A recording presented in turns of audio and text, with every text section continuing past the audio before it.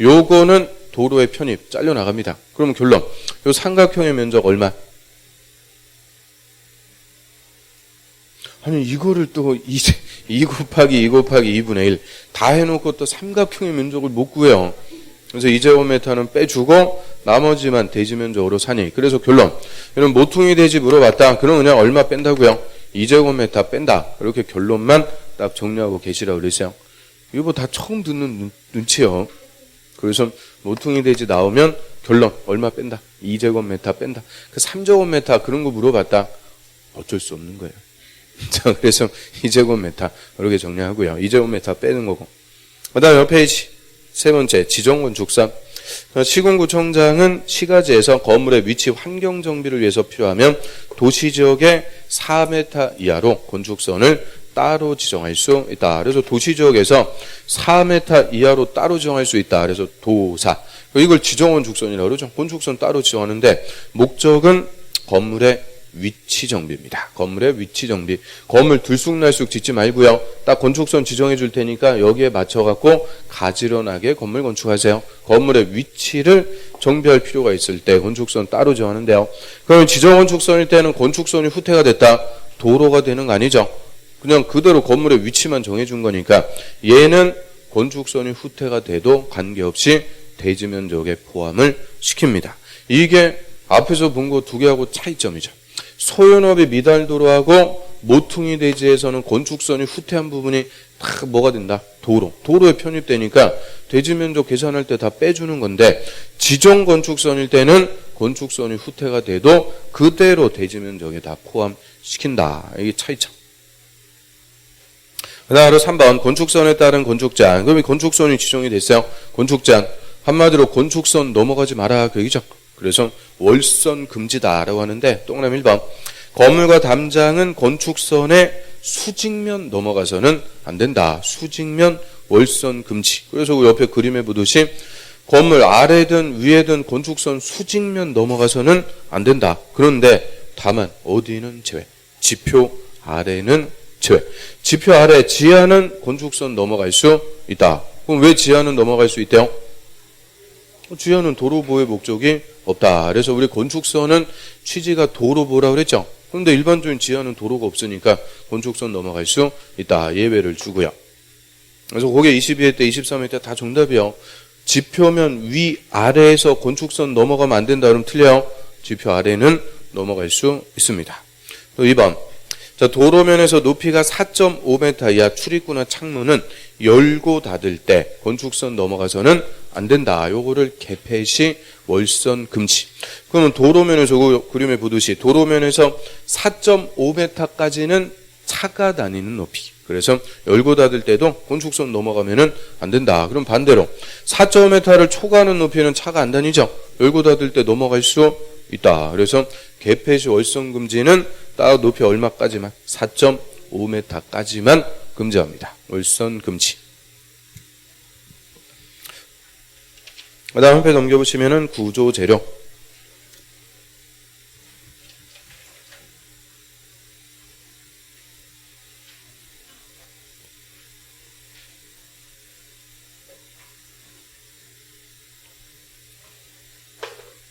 저희 건물의 구조재료 파트. 자, 요 파트는 좀 가혹한 것들이 많아요. 우리 기본 수업 보면은 막 한 바닥씩 그냥 용도, 면적 쏟아져 나와갖고 일용으로 안 되는 것들이 꽤 많습니다. 그래서 우리 기출로 나왔던 것들만 딱딱 집어갖고 발췌해서 최소한으로만 정리할 수밖에 없어요.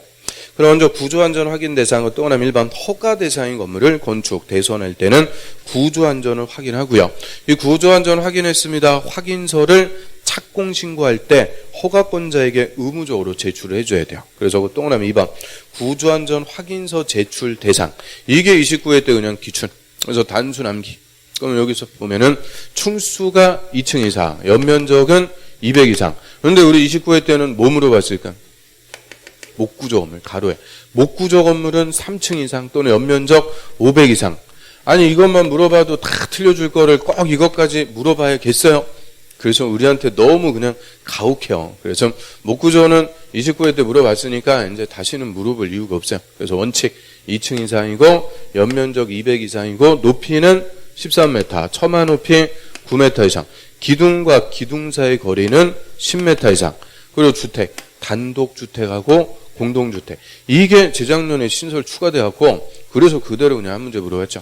그래서 단독이든 공동이든 주택은 다 구조안전 확인서 제출 대상. 그래서 얘는 읽어보면 되고 1, 2, 3, 4, 5 이거 그냥 단순한 게요. 숫자 하나만 딱 바꿔놓으면 바로 문제입니다. 그래서 앞에 보시고 앞에 보면 안 되겠네. 그래서 저는 단순한 게 몇 층 이상? 2층 이상, 연면적 200 이상, 처마 높이는 9m 이상. 좀 보고 해도 틀려. 처마 높이 9m 이상.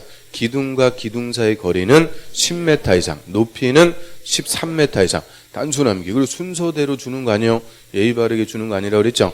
막 뒤죽박죽 섞어갖고 물어보니까 정리하고요. 밑에 구조기술사 협력하에 구조안전 확인해라. 아이고, 여기는 뭐 능력고 다시고. 옆으로 합니다. 내진 능력 공개하는 것은 구조안전 확인서 제출 대상하고 똑같다. 이렇게 생각하시면 돼요. 구조안전 확인서 제출 대상하고 같습니다. 그 다음 밑에 피난시설. 먼저 직통계단. 건물의 피난층, 직접 지상으로 대피할 수 있는 층, 피난층 이외의 층에서는 피난층이나 지상으로 통하는 직통계단을 거실로부터 계단에 이르는 보행거리가 30m 또는 이하가 되도록 설치한다. 그래서 직통계단까지의 보행거리는 30m 이하가 원칙입니다. 공부 30m 뭐라고 그랬어요? 숨 참고 뛰어갈 수 있는 거리라고 그랬죠? 불 났다 그러면 탁 숨 참고 뛰어갈 수 있는 평균거리. 그럼 못 믿겠으면 뛰어보라 그랬죠? 그럼 숨 참고 10m를 못 해서 헥헥대고 쓰러지고 그러면 안 되죠. 그래서 30m. 그런데 얘가 예외들이 또 많아요. 막 50m, 75m, 100m 버라이어티하게 나오는데 어떻게 다 외울 거예요. 그래서 원칙이라도 30m. 그 다음 피난안전구역. 피난안전구역은 높은 건물에서 중간 정도에 그 불났을 때 위에 사람들 대피, 꼭꼭 숨어 있을 수 있는 대피 공간을 설치해 주는 것을 피난안전구역. 그래서 일반의 초고층 건물은 50층 이상, 높이가 200m 이상. 그래서 초고층 건물에는 피난층이나 지상으로 통하는 직통계단과 연결되는 피난안전구역을 지상층에서 최대 30개층마다 1개소 이상 의무적으로 설치합니다. 이게 27회 때 그냥 기출이에요. 63빌딩 갖고. 63빌딩은 63층이니까 초고층 건물이죠. 그래서 초고층 건물은 지상층에서 몇 개층마다 30개층마다 1개소 이상 의무적으로 설치. 그거는 이제 딱 물어봤으니까 그 밑에 이제 준초고층 건물 그것도 한번 볼게요. 준초고층 건물은 뭘까요? 준초고층 건물이란 고층 건물 중 초고층 건물이 아닌 것. 그럼 고층 건물이니까 30층 이상. 초고층 건물 아니니까 49층까지 딱 준초고층 건물일 때는 피난안전구역을 건물 전체 층수 2분의 1에 해당하는 층으로부터 상하 5개층 이내에 1개소 이상을 설치를 해줘야 된다. 뭔 말이에요? 자, 그럼 40층, 이게 딱 준초고층 건물이에요. 그럼 준초고층 건물일 때는 전체 층수의 2분의 1, 2분의 1에 해당하는 층, 그럼 얘에서는 20층, 그리고 2분의 1에 해당하는 층의 상하 5개층, 25층부터 15층, 하여튼 요 사이에 피난안전구역을 1개소 이상 설치를 해주면 된다. 그래서 초고층, 준초고층, 이제 정리하고요. 뭔 말인지 모르겠어요? 전체 층수의 2분의 1, 2분의 1에 해당하는 층이 얼마라고요? 20층. 요거의 상하 5개층 이내니까 이 예서는 15층에서 25층 사이에 1개소 이상을 설치. 그리고 피난안전구역. 자, 얘는 용적률 계산할 때는 연면적에서 다 빼준다. 예외를 주죠. 그 다음 밑으로 갑니다. 옥상 광장에 설치하는 난간. 자, 옥상 광장이나 2층 이상 층에 있는 노대는 발코니. 이런 거 얘기하죠. 주위에는 높이가 1.2m 또는 이상 난간 설치된다. 난간의 높이는 얼마 이상? 1.2m 이상. 그게 22회 때는 정답 지금. 그래서 우리 아파트에도 발코니에 다 난간 있죠. 그 난간의 높이 1.2m 이상. 그다음 옥상광장 한번 읽어보시고. 그 밑에 헬리포트. 우리 헬리포트는 헬기 뜨고 내리는 거. 딱 뭐라고 써 있어요?